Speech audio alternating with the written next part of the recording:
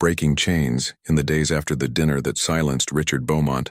The mansion felt subtly altered, as though an invisible thread had been pulled, and everything now hung differently. For years, Henry Callahan had lived within walls of silence and routine, where every interaction was measured and every expression carefully controlled. Yet now the silence did not feel as heavy. It carried with it an echo of laughter at the dinner table, of food that spoke of memory, of a maid who dared to stand in the kitchen and create something more than nourishment. Henry never spoke of it, but Maya felt the change as clearly as the warmth of sunlight breaking through cold glass. The staff noticed too. Whispers in the hallways had shifted from scorn to curiosity. The same servants who once dismissed Maya now watched her with cautious respect, for they had seen with their own eyes how Henry defended her before his peers. Still, Maya walked carefully. She knew respect was fragile in a house like this, where power defined every interaction. She carried herself with humility, never assuming her place was secure, yet each time she prepared food, she felt more certain that her work was leaving an imprint, not only on Henry but on the house itself. Even Emma, the infant whose cries had first drawn Maya into the forbidden kitchen, now reached for her eagerly. The bond between them grew stronger, and in those quiet moments when Emma nestled against her chest, Maya felt a tenderness she had thought life had long since stolen from her. It was during one such moment that Henry entered the nursery late one evening, unannounced. Maya had been humming softly, the child asleep in her arms, when she realized she was no longer alone. She looked up to find Henry standing in the doorway, his expression unreadable. For a long moment he simply watched. Then, in a voice lower and softer than she had ever heard, he asked, "What is that song?" Maya hesitated, then answered quietly, "It is an old lullaby, sir. My mother used to sing it to me when I was small. She said it kept away nightmares." Henry's eyes narrowed slightly, not in anger but in thought. "Anna sang the same tune," he murmured, almost to himself. "I never understood where she learned it. Perhaps it was simply something passed down." His gaze lingered on Maya for a moment longer, then shifted to Emma, peaceful and still. Something flickered across his face, pain, longing, perhaps even gratitude, but he turned away quickly, retreating back into the shadows of his own thoughts. The following afternoon, while the house was quiet, Henry summoned Maya to his study. The room was lined with shelves of books and trophies of power, photographs with leaders, awards for achievements, contracts framed like art.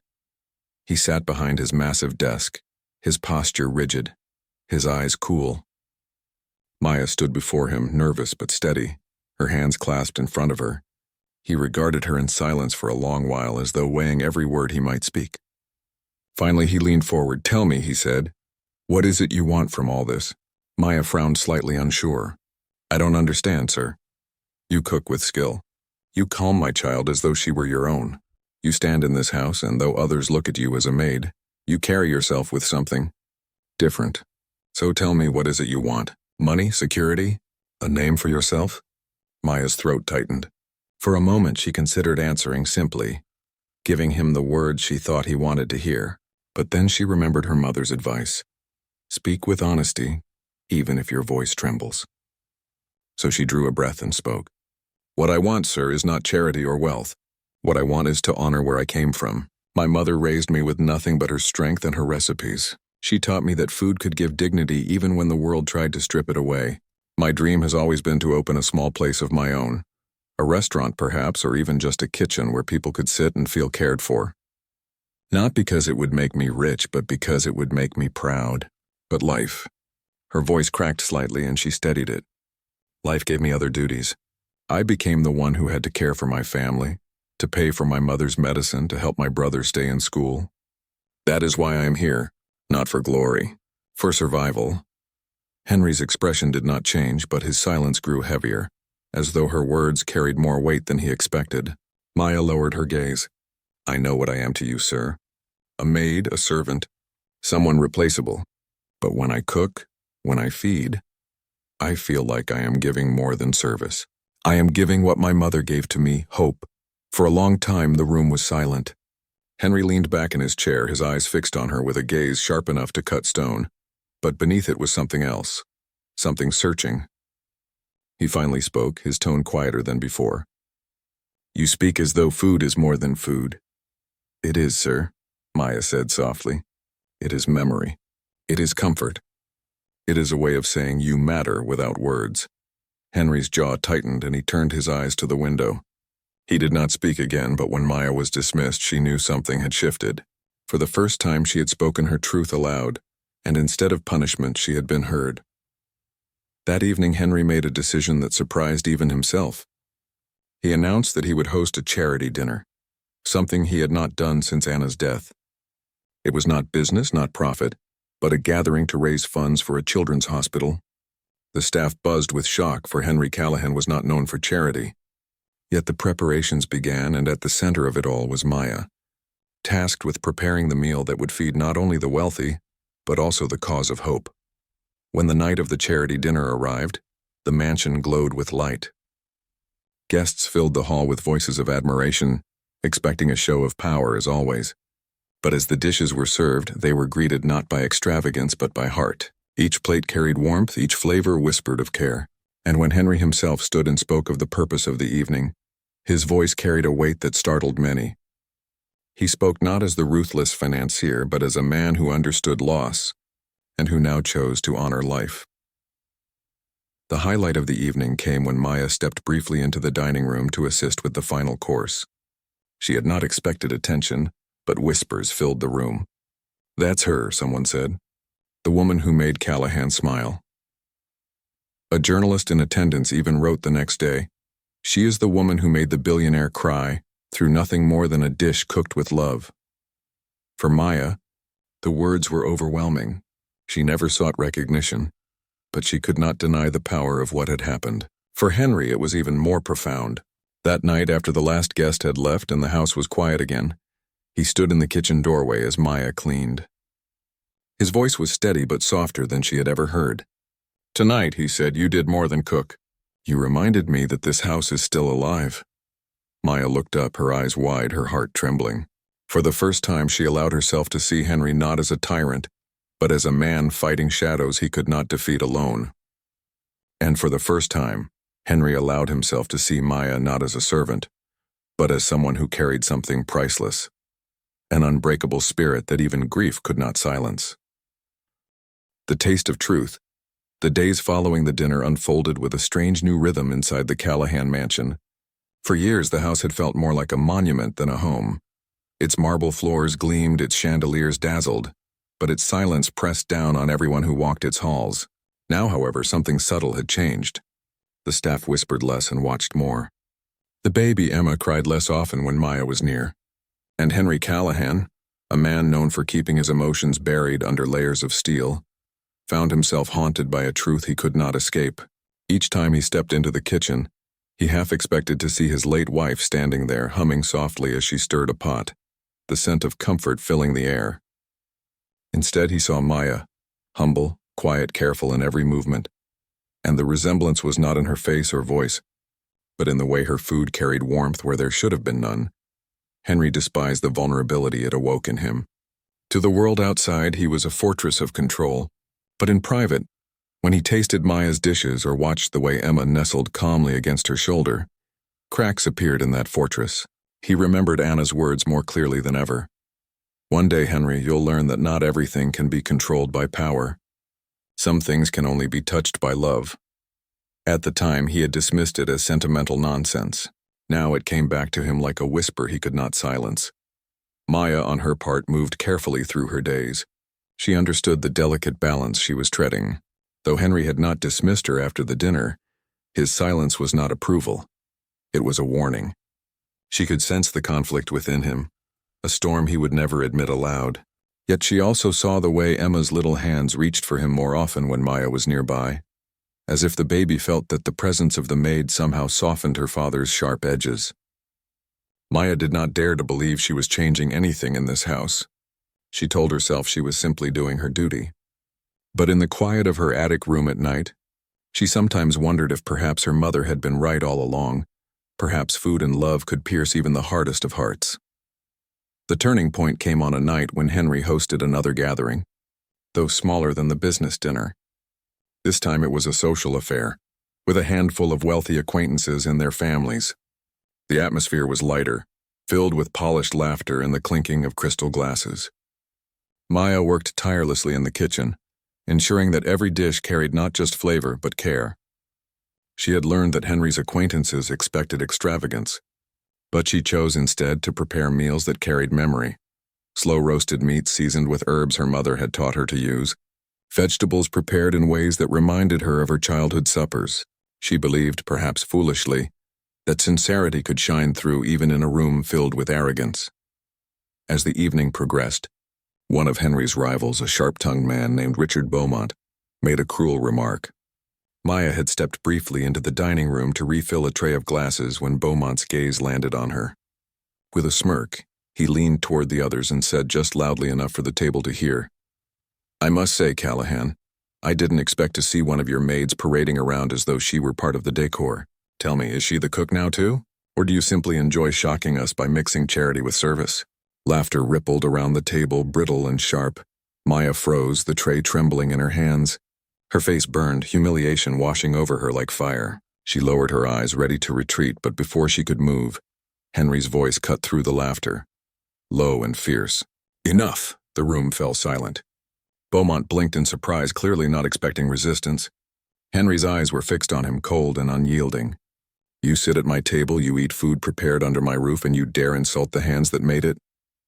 His tone was calm but lethal, the kind of voice that could end boardroom empires. Beaumont shifted uncomfortably in his seat, his smirk faltering. Henry leaned forward slightly, his voice dropping even lower. "She works here because she is capable. More capable than most people who posture at this table, so unless you have something of value to add, I suggest you eat in silence." No one laughed after that. The clink of silverware filled the silence, and though Beaumont tried to recover his composure, the power dynamic had shifted. Maya, still standing at the edge of the room, felt her breath catch. For the first time since she had entered the mansion, someone had defended her, not out of pity but out of respect. She whispered a quiet thank you under her breath as she slipped back into the kitchen, her heart trembling with both relief and something she dared not name. Later that night, after the guests had gone and the house had grown quiet, Maya was cleaning the last of the dishes when Henry entered the kitchen. He stood silently for a long moment watching her before speaking. "That dish you made tonight," he said, his voice softer than usual. "The roast with rosemary. It was hers. Anna's, she used to make it every winter." Maya's hand stilled on the dishcloth. She turned slowly, her eyes meeting his. "I didn't know, sir," she said gently. "It was something my mother taught me. She always said rosemary brought warmth to cold nights." Henry's gaze darkened with memory, but he did not look away. For a moment the mask of the billionaire slipped, and Maya saw not the ruthless man the world feared, but a grieving husband who had lost more than he could ever admit. His voice dropped to a whisper. It tasted exactly the same. Every detail. He paused, his throat tightening. No one else ever made it like she did. The silence stretched between them, heavy with ghosts. Maya lowered her gaze respectfully, sensing his pain, but she spoke softly. "Sometimes love lingers in the smallest things, sir. Maybe that's why it tastes the same." Henry did not reply. He turned away abruptly, his shoulders tense, and left the kitchen without another word. But his silence was different now. It was not anger or coldness. It was the silence of a man who had been touched by a truth he could no longer deny. That night, as Maya lay in her attic room, she felt the shift deep in her heart. She knew the road ahead would not be easy. Henry Callahan was a man built from walls and shadows, and his world was not one that welcomed kindness easily. Yet she also knew that in some small way her mother's lessons, her food, and her quiet presence had begun to pierce those walls. For the first time since she had entered the mansion, she allowed herself to hope, not just for survival, but for change. The taste of truth. The days following the dinner unfolded with a strange new rhythm inside the Callahan mansion. For years, the house had felt more like a monument than a home. Its marble floors gleamed, its chandeliers dazzled, but its silence pressed down on everyone who walked its halls. Now, however, something subtle had changed. The staff whispered less and watched more. The baby Emma cried less often when Maya was near. And Henry Callahan, a man known for keeping his emotions buried under layers of steel, found himself haunted by a truth he could not escape. Each time he stepped into the kitchen, he half expected to see his late wife standing there, humming softly as she stirred a pot, the scent of comfort filling the air. Instead, he saw Maya, humble, quiet, careful in every movement, And the resemblance was not in her face or voice, but in the way her food carried warmth where there should have been none. Henry despised the vulnerability it awoke in him. To the world outside, he was a fortress of control, but in private, when he tasted Maya's dishes or watched the way Emma nestled calmly against her shoulder, cracks appeared in that fortress. He remembered Anna's words more clearly than ever. One day, Henry, you'll learn that not everything can be controlled by power. Some things can only be touched by love. At the time, he had dismissed it as sentimental nonsense. Now it came back to him like a whisper he could not silence. Maya, on her part, moved carefully through her days. She understood the delicate balance she was treading. Though Henry had not dismissed her after the dinner, his silence was not approval. It was a warning. She could sense the conflict within him, a storm he would never admit aloud. Yet she also saw the way Emma's little hands reached for him more often when Maya was nearby, as if the baby felt that the presence of the maid somehow softened her father's sharp edges. Maya did not dare to believe she was changing anything in this house. She told herself she was simply doing her duty. But in the quiet of her attic room at night, she sometimes wondered if perhaps her mother had been right all along. Perhaps food and love could pierce even the hardest of hearts. The turning point came on a night when Henry hosted another gathering, though smaller than the business dinner. This time it was a social affair, with a handful of wealthy acquaintances and their families. The atmosphere was lighter, filled with polished laughter and the clinking of crystal glasses. Maya worked tirelessly in the kitchen, ensuring that every dish carried not just flavor but care. She had learned that Henry's acquaintances expected extravagance, but she chose instead to prepare meals that carried memory. Slow-roasted meats seasoned with herbs her mother had taught her to use, vegetables prepared in ways that reminded her of her childhood suppers. She believed, perhaps foolishly, that sincerity could shine through even in a room filled with arrogance. As the evening progressed, one of Henry's rivals, a sharp-tongued man named Richard Beaumont, made a cruel remark. Maya had stepped briefly into the dining room to refill a tray of glasses when Beaumont's gaze landed on her. With a smirk, he leaned toward the others and said just loudly enough for the table to hear, "I must say, Callahan, I didn't expect to see one of your maids parading around as though she were part of the decor. Tell me, is she the cook now too?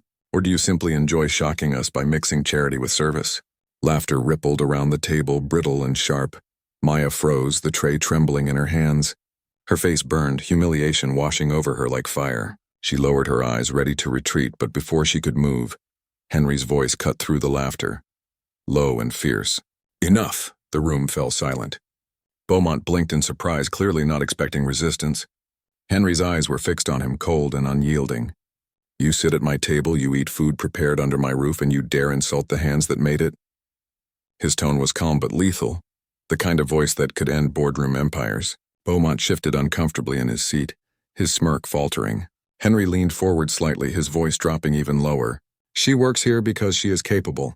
More capable than most people who posture at this table, so unless you have something of value to add, I suggest you eat in silence." No one laughed after that. The clink of silverware filled the silence, and though Beaumont tried to recover his composure, the power dynamic had shifted. Maya, still standing at the edge of the room, felt her breath catch. For the first time since she had entered the mansion, someone had defended her, not out of pity but out of respect. She whispered a quiet thank you under her breath as she slipped back into the kitchen, her heart trembling with both relief and something she dared not name. Later that night, after the guests had gone and the house had grown quiet, Maya was cleaning the last of the dishes when Henry entered the kitchen. He stood silently for a long moment watching her before speaking. "That dish you made tonight," he said, his voice softer than usual. "The roast with rosemary. It was hers. Anna's, she used to make it every winter." Maya's hands stilled on the dishcloth. She turned slowly, her eyes meeting his. "I didn't know, sir," she said gently. "It was something my mother taught me. She always said rosemary brought warmth to cold nights." Henry's gaze darkened with memory, but he did not look away. For a moment the mask of the billionaire slipped, and Maya saw not the ruthless man the world feared, but a grieving husband who had lost more than he could ever admit. His voice dropped to a whisper. It tasted exactly the same. Every detail. He paused, his throat tightening. No one else ever made it like she did. The silence stretched between them, heavy with ghosts. Maya lowered her gaze respectfully, sensing his pain, but she spoke softly. Sometimes love lingers in the smallest things, sir. Maybe that's why it tastes the same. Henry did not reply. He turned away abruptly, his shoulders tense, and left the kitchen without another word. But his silence was different now. It was not anger or coldness. It was the silence of a man who had been touched by a truth he could no longer deny. That night, as Maya lay in her attic room, she felt the shift deep in her heart. She knew the road ahead would not be easy. Henry Callahan was a man built from walls and shadows, and his world was not one that welcomed kindness easily. Yet she also knew that in some small way her mother's lessons, her food, and her quiet presence had begun to pierce those walls. For the first time since she had entered the mansion, she allowed herself to hope, not just for survival, but for change. Shadows of the past. The following day dawned cold and gray, as though the sky itself carried the weight of what was coming. The mansion was busier than usual, with staff polishing every corner, arranging flowers, and preparing the dining hall for the evening's business dinner.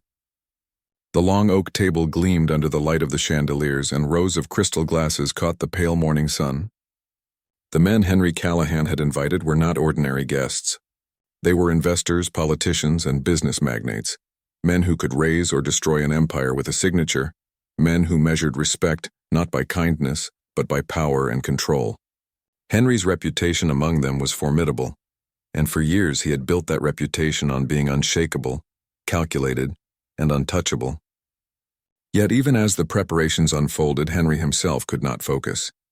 His mind kept returning unwillingly to the taste of the soup Maya had prepared. It was not just food, he realized. It was a memory resurrected. The smell, the warmth, the gentle simplicity. It had struck at something inside him that he had spent years burying. After his wife Anna had passed, he had built walls around himself, high and unbreakable. He had buried every reminder of her in silence and work. He poured his life into deals, mergers, and empires, telling himself that grief was weakness and weakness had no place in his world. Yet one spoonful of soup had undone years of discipline. It had dragged him back to an afternoon long ago when Anna had been alive, her laughter spilling into the kitchen as she teased him for never learning to chop onions properly. He remembered the way she used to stir her soups with such patience, whispering that food carried the heart of the one who cooked it. Henry had always dismissed her words as sentiment, but now, standing in his own cold mansion, he realized how empty her absence had made him. Maya, meanwhile, spent the day in a storm of anxiety and determination. Every chore felt heavier because her mind was elsewhere, racing ahead to the dinner. She knew that Henry's challenge was more than a test of cooking. It was a test of her place in this house, of whether she would be cast out or allowed to stay. She remembered how the other staff had looked at her that morning when they learned she would be in charge of the dinner meal. Whispers followed her through the halls. She's only a maid. She'll embarrass the master. Whoa, she doesn't belong in that kitchen. Each word pierced her like a thorn, but she pressed forward, reminding herself of her mother's lessons. Her mother had always told her, "Maya, people may doubt you, but let your work speak louder than their voices. Food made with care speaks a language stronger than hate." By the time afternoon arrived, Maya was in the kitchen, sleeves rolled up, her hair tied back neatly. She laid out the ingredients with careful thought: vegetables fresh from the market, herbs for aroma, and meats chosen with precision. She did not want to create something extravagant or heavy. She wanted to create something honest, something that carried warmth even in a room full of cold men. Her hands moved with grace as she chopped, stirred, and tasted. Every movement felt like a prayer, every flavor layered like a story. She thought of her mother cooking in their small apartment when she was a child, stretching a single pot of stew to feed an entire family, turning little into enough, turning hardship into comfort. While she worked, Henry came in once, his eyes scanning the counters. He did not speak much, only asked in a clipped tone, "Will it be ready?" Maya nodded firmly. "Yes, sir. It will." He gave no compliment, no encouragement, but his eyes lingered on her for a moment before he turned and left. That small pause was enough for Maya to know that beneath his coldness, something in him was shifting, even if he would never admit it aloud. Evening came, and the guests began to arrive. Their cars lined the long driveway like gleaming beasts, and the echo of laughter and firm handshakes filled the great hall. The men were dressed in tailored suits, their voices booming with confidence. They took their seats at the long table, expecting perfection, expecting to be impressed. For them, food was nothing more than a background to business, but tonight would be different. Henry sat at the head of the table, his presence commanding. He welcomed his guests with sharp words and colder smiles. But as the dishes were served one by one, something changed. The first course, a delicate soup inspired by Maya's mother's recipe, silenced the table for a moment.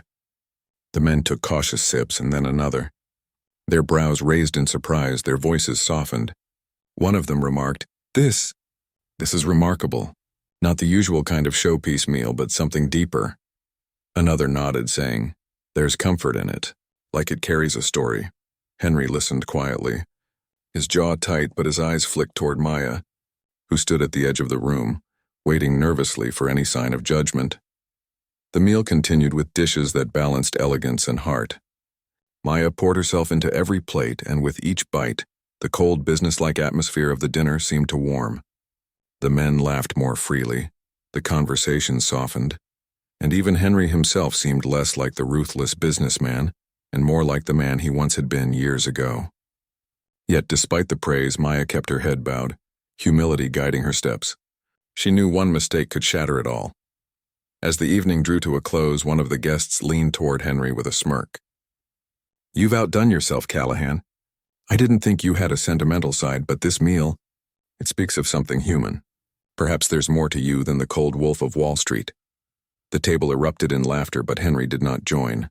His eyes instead fixed on the small maid standing in the corner. And for the first time in years, he felt something stir. Pride not in himself, but in someone else. He masked it quickly, of course, hiding behind his familiar wall of stone, but inside, he knew Maya had passed his test. Later that night, when the guests had gone and the mansion was quiet again, Henry returned to the kitchen. Maya was there cleaning the last of the dishes, her face tired but calm. He stood in the doorway for a long moment before speaking. "They liked it," he said simply. Maya turned, her eyes wide. He did not say more, but the weight of those 3 words was enough. In his world, where praise was rarer than gold, it was a recognition greater than applause. For Henry, though, the evening had shaken him more deeply than he admitted. As he climbed the stairs to his study, he carried with him not only the memory of a successful dinner but the ghost of his wife, who seemed to linger in every flavor Maya had created. He wondered if fate was mocking him or offering him something he did not deserve. He wondered if, perhaps, the shadows of his past were no longer content to stay buried. And for Maya, though exhaustion weighed on her body, her heart felt strangely light. She had faced the test, and for the first time in years she felt seen, not as a maid, not as someone forgotten by the world, but as a woman whose work carried value. She whispered a thank you to her mother's memory, and promised herself that whatever trials lay ahead, she would continue forward, no matter the cost. The Billionaire's challenge, the night after the kitchen incident, Maya could hardly sleep. She lay in her small attic room at the far end of the Callahan mansion, her mind circling endlessly around the events of the evening. The sound of Henry Callahan's furious voice echoed in her ears, sharp as a blade. Every time she closed her eyes, she saw the way he had glared at her, the way his jaw tightened as he tasted the soup, the way he had turned away so suddenly. She replayed it over and over again, wondering if she would arrive at work the next morning only to be told to pack her things and leave. For Maya, losing this job would mean more than humiliation. It would mean her mother's treatment might stop, her brother's schooling would be cut short, and the little bit of security she had clawed together in life would vanish like smoke. She whispered silent prayers into the darkness, asking for forgiveness, asking for strength, and asking most of all that she be allowed one more chance. To her surprise, when morning came, no one mentioned it. The head of staff gave her the usual list of chores. The other maids looked at her with suspicion but said nothing. Even Henry himself, who was often gone before dawn, did not appear. Maya felt a small measure of relief, though it was fragile, like a glass on the edge of a table. Every sound in the mansion made her tense. Every creak of the floorboards made her certain she was about to be summoned and dismissed. Yet the hours passed and she remained in place. It was not until late evening, when the mansion grew still again, that Henry appeared. Maya was wiping the banister in the main hall when she heard his voice. "You," he said firmly. She turned quickly, her heart racing. He stood at the top of the stairs, his expression unreadable, though his eyes studied her with an intensity that made her feel like he could see every thought in her head. He gestured for her to follow him, and without a word he led her back toward the kitchen, the very place she dreaded to step into again. Her pulse pounded as she entered. The polished counters gleamed under the lights. The pot she had used last night had been scrubbed and set aside as though nothing had happened. Henry leaned against the counter, his arms crossed, his gaze fixed on her. For a long moment he said nothing, letting the silence stretch until Maya's nerves nearly broke. Finally he spoke, his voice low but steady. "That soup," he said. "Where did you learn it?" Maya swallowed hard. She clasped her hands in front of her to keep them from trembling. "It was my mother's recipe, sir. She used to make it for us when we were children. We didn't have much, but she believed food could heal more than hunger. She said a warm dish could calm a storm inside a person's heart." Henry's jaw clenched at her words, though his expression remained stern. He stepped closer. "I don't know what trick you pulled last night," he said, "but the flavor was familiar, too familiar. My wife used to make something like that." He stopped, his voice thickening for just a moment before he pushed the words out. "But that doesn't mean you have the right to do as you please in my house. If I allow you to stay, it will be under my rules. Do you understand?" Maya nodded quickly. "Yes, sir. I will not step out of line again." But then Henry did something she did not expect. He reached into the cabinet, pulled out another pot, and set it on the stove. "Make it again," he ordered. Maya blinked in shock. "Sir, you heard me," he said, his eyes narrowing. "Make it again. Right now. Exactly as you did yesterday. I want to know if it was chance or skill." Maya's breath caught. This was no simple request. This was a test, one that could decide her future in the mansion. Her fingers curled tightly, but she forced herself forward. She washed her hands, gathered the vegetables, and began to work. Every movement felt heavier under Henry's gaze. He stood nearby, watching her, his arms folded, his presence sharp as steel. She chopped the squash carefully, added the ingredients with precision, and stirred the pot with steady hands. But inside her heart thundered. She remembered her mother's gentle voice telling her, "Always cook with love, Maya. That's what people taste. Not just the food, but the care." She whispered the words to herself as she worked, letting the memory guide her. The aroma soon filled the kitchen again, warm and sweet, and Henry's eyes flickered ever so slightly, though his face remained stern. He did not speak as Maya blended the soup smooth and poured a small amount into a bowl. She stepped back, offering it to him. Henry took the spoon, tasted, and then closed his eyes for the briefest moment. The same warmth spread through him, the same haunting echo of his wife's kitchen, her laughter, her love. He opened his eyes and set the spoon down with a sharp clink. "You can cook," he said flatly, though there was a weight in his voice that betrayed his thoughts. "But don't think that makes you special. This is my house, and you are still just the maid. If I ever find you crossing the line without my order, you will be gone. Do you understand?" "Yes, sir," Maya whispered, her heart pounding. Henry turned away, pacing once before stopping near the doorway. "Tomorrow evening I have a business dinner here. Important men. They respect me because I control everything I touch. If you can prepare something that earns their respect, maybe I'll consider reconsidering your place here. If you fail, you're out. Do we understand each other?" Maya's breath caught in her throat. A test, a challenge, a single chance to prove herself or lose everything. She bowed her head and whispered, "Yes, sir." Henry gave her one last sharp look before leaving the kitchen, his footsteps fading into the distance. Maya stood alone, trembling but determined.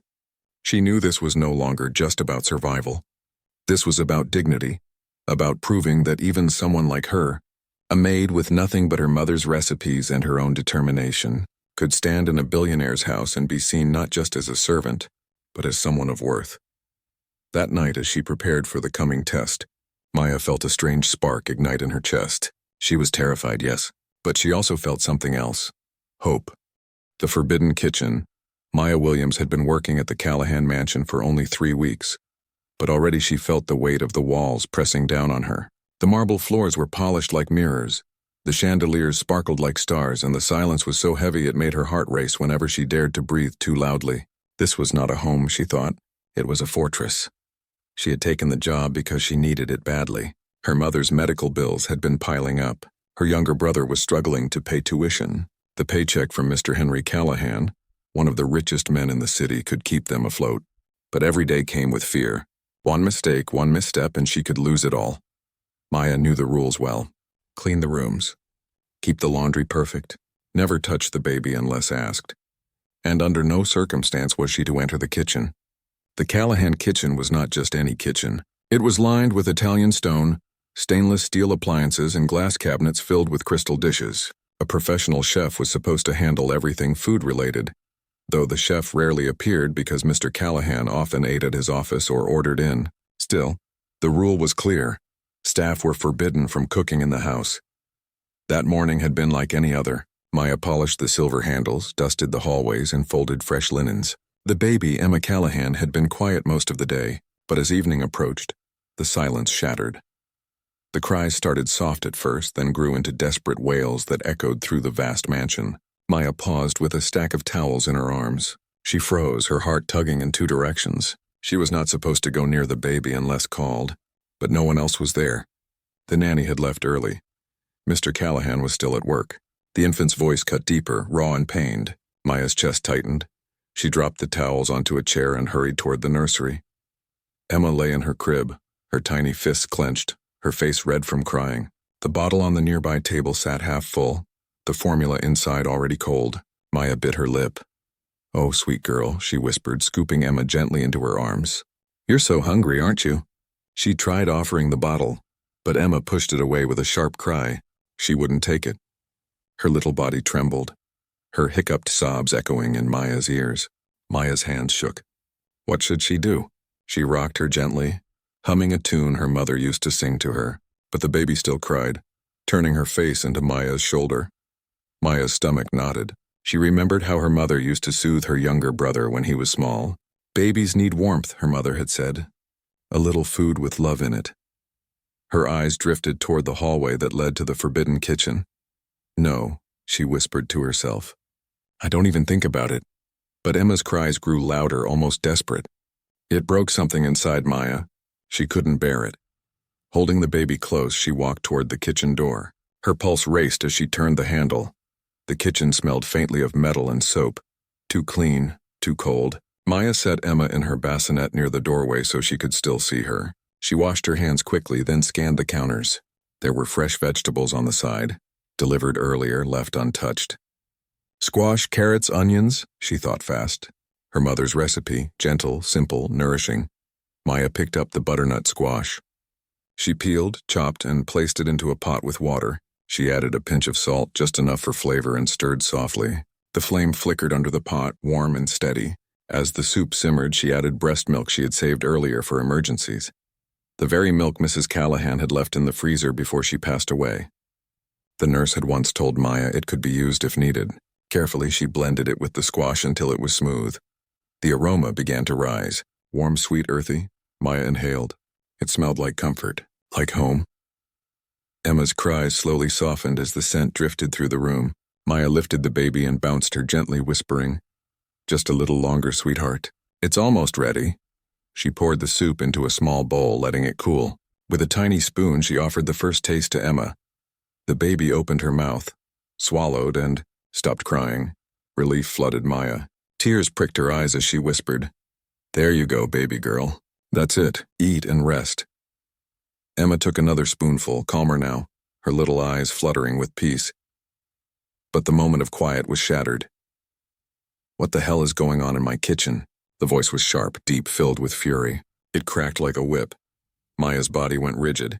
Her hand froze on the spoon. Heavy footsteps pounded against the tile. Into the kitchen stormed Henry Callahan himself. Tall, broad-shouldered, his face carved with years of power and bitterness. His dark suit looked out of place in the warm kitchen light. His eyes, sharp as knives, locked onto Maya. There she stood, barefoot on his Italian tile floors, his baby in her arms, and steam rising from a pot on his stove. Henry's blood boiled. Maya turned slowly, her throat tightening. I'm so sorry, Mr. Callahan," she stammered. She bounced Emma softly, trying to soothe both the child and herself. She was crying. "I didn't know what else to do. I didn't mean, who told you it was okay to touch my daughter?" Henry's voice cut through her words. Maya's knees nearly buckled. She held Emma tighter instinctively, protectively. "I'm sorry, sir." The formula was cold. She wouldn't stop crying. I thought if I warmed something... You thought? He snapped, stepping closer. You don't think. You clean. That's all you're paid for. Not to play nanny. Not to cook. And certainly not to touch my child. Maya's throat clenched. Her heart pounded in her ears. I'm sorry, she whispered. I shouldn't have. I just thought, put her down now. Her arms trembled. Slowly, carefully, she placed Emma back into the bassinet. The baby whimpered but did not cry. Maya stepped back, her hands clasped tight in front of her, as though she were standing before a judge waiting for her sentence. Henry's lip curled. She isn't your child. I know, Maya whispered. I didn't mean any disrespect. I only wanted to calm her. Henry paced once, his hands on his hips, fury sparking in every step. Then he froze. His nostrils flared. He smelled it. The soup. What is that smell? He demanded. Maya flinched. It's, just squash soup, sir. You were going to feed my 6-month-old soup? It's pureed, sir, she said softly. Very gentle. I used the breast milk from the freezer to thin it. I've done it before for other babies. But I shouldn't have assumed. I'll throw it out. She reached for the pot.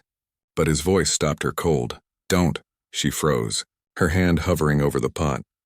Henry stepped closer, his eyes fixed on the steam curling into the air. Something about the scent clawed at him, dragging him into a memory buried deep in his chest. Without another word, he picked up the ladle and poured some into a bowl. Maya's breath caught. He lifted the spoon to his lips. Tasted. The flavor hit him like a thunderbolt. His heart stopped. Suddenly, he wasn't standing in his grand, cold mansion. He was back in a modest home years ago, a winter afternoon. His late wife, Anna, barefoot in their old kitchen stirring a pot of soup. Her laugh filled the air. The exact same scent swirled through the room. Henry's throat closed. His chest ached. He lowered the spoon slowly, his eyes dark, unreadable. Maya stood frozen, watching him, fear flooding her veins. I didn't mean to offend, she whispered. I only thought, maybe if she had something warm she'd stop crying. Henry said nothing. His jaw tightened. His hand gripped the bowl so hard his knuckles turned white. For the first time in years, Henry Callahan felt something he could not control. Tears threatened to rise. He turned sharply, setting the bowl down with a clatter. You will never do this again, he said, his voice rough. Maya's eyes filled with tears. Yes, sir. He glanced once more at the baby, quiet now, peaceful, her tiny lips soft against the bassinet. Then his gaze returned to Maya, cold, furious. But beneath the surface, something shaken. Henry Callahan left the kitchen without another word. Maya stood there trembling, the wooden spoon still in her hand, her heart racing like a drum. She whispered to herself, What have I done? A dish that changed everything. The storm came quietly at first in the form of whispers, but soon it grew into something larger than Henry could ignore. Richard Beaumont had begun a campaign against him, spreading doubt in boardrooms, planting stories in the press, and mocking the changes in the once feared billionaire. Articles appeared with headlines that called him distracted, softened, even compromised. Rivals speculated openly that Callahan's empire was cracking, and some investors hesitated at the edge of betrayal. Henry had weathered countless storms in his career, but this one struck differently because it was not aimed at his business acumen alone. It was aimed at his humanity. The very thing he had begun to rediscover through Maya and Emma was now being wielded as a weapon against him. Inside the mansion, the tension was palpable. Staff moved with unease, uncertain whether Henry would return to his old ways of cold fury, or whether the fragile warmth that had begun to grow would survive. Maya felt the strain most of all. She saw the worry in Henry's eyes, even when he tried to mask it with his usual composure. She saw the way he sat late into the night at his study desk, papers spread before him but his mind clearly elsewhere. She wanted to help, but she knew her place was not in his world of contracts and negotiations. All she had were her hands, her recipes, and the conviction her mother had given her that care, expressed through even the simplest of meals, could carry strength. The breaking point came on the night Henry hosted a decisive dinner for a group of investors whose support would either steady his empire or let it collapse under Beaumont's influence. This was no ordinary gathering. It was a battlefield, dressed in polished suits and crystal glasses where every gesture, every word, and every detail would be scrutinized. Henry understood this, and so did Maya. She prepared for days, pouring her heart into a menu that was not extravagant but intentional. She chose dishes that told a story, dishes that spoke of resilience, memory, and healing. She remembered her mother's words. Food can remind people who they are when the world tries to make them forget. On the evening of the dinner, the mansion was alive with tension. The long oak table gleamed, candles flickered in tall holders, and the guests arrived with sharp eyes and sharper tongues. Beaumont himself was not invited, but his shadow lingered in the room through every skeptical remark, every whispered doubt. Henry greeted his guests with calm authority, though inside his chest his heart carried a weight heavier than numbers. He knew his empire could change tonight. But what unsettled him most was not the potential loss of wealth. It was the possibility that everything Maya had, awakened in him, could be crushed under the cold judgment of men who saw compassion as weakness. When the first course was served, a hush fell over the room. It was simple, a soup, warm and fragrant, the same recipe that had first brought Henry to a standstill weeks ago. Maya had chosen it deliberately, not to impress but to remind. The men sipped cautiously, then curiously. Murmurs rose around the table, remarks of surprise at the richness, the depth, the strange familiarity that lingered in the flavor. One investor, an older man who had built his fortune decades earlier, set down his spoon and said softly, "This reminds me of my wife's kitchen when we were first married." Another nodded, confessing, "It feels personal. Not the kind of meal you expect at a table like this." The atmosphere, once taut with skepticism, began to soften.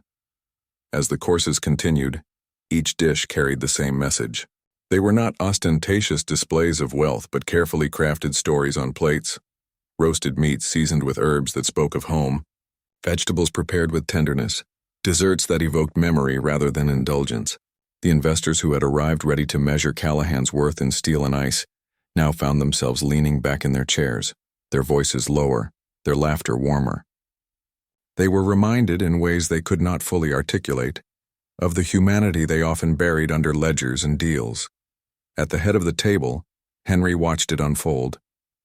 He saw how Maya's food had reached these men more deeply than his sharpest arguments ever could. For years he had wielded fear as his weapon, but tonight he witnessed something stronger: connection.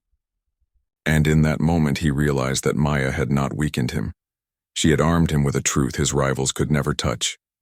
The final dish arrived, and with it, silence fell. Maya herself entered the dining room carrying the plate, her step steady despite the weight of every eye upon her. She set it gently before Henry, who looked at her not as a servant but as the woman who had brought his house back to life. The dish was the same one she had prepared on that very first night when Emma cried, and Maya had risked everything to step into the forbidden kitchen.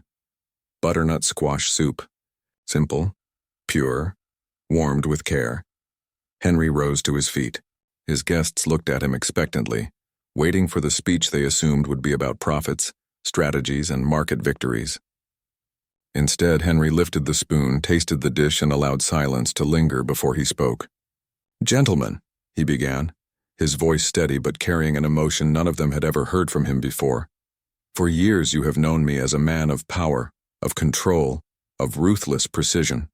And perhaps I have been all those things. But tonight I want you to understand something else. Power without humanity is hollow.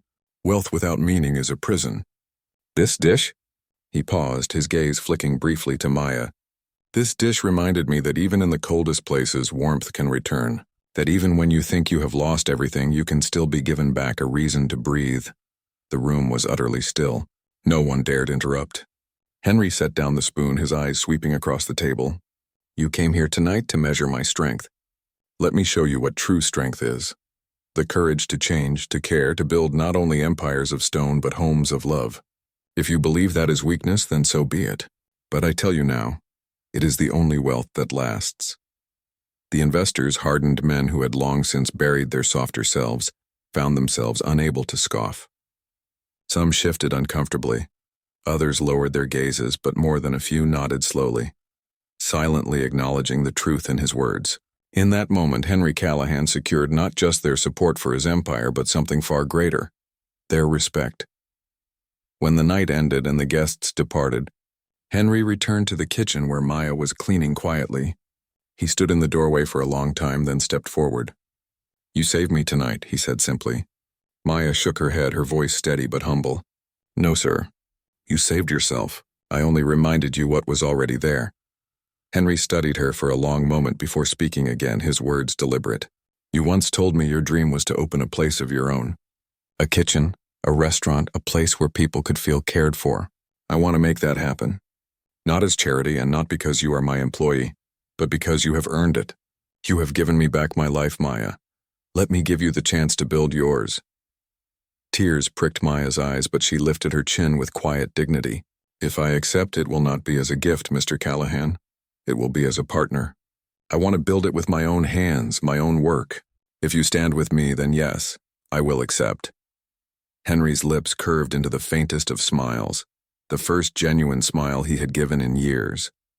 "Then a partner you shall be." Months later, when the restaurant opened, it was unlike any other in the city. It was not gilded in marble or draped in extravagance. It was warm, inviting, filled with the aroma of dishes crafted with heart. People came not just for the food, but for the feeling it gave them, the sense that they mattered, that they were cared for. At the front of the restaurant stood Maya, proud and unbowed, and at her side, often carrying Emma, stood Henry, no longer the cold billionaire, but a man who had found meaning again. And on the very first night, when the first guests were served, Maya chose to begin with the dish that had changed everything. Butternut squash soup, simple, humble, powerful. The dish that had once calmed a crying baby and moved a grieving billionaire to tears. For in the end, it was not money, power, or fear that rebuilt Henry Callahan's world. It was a meal made with love, a maid with unbreakable dignity, and the truth that sometimes the smallest act of care can heal the deepest wounds.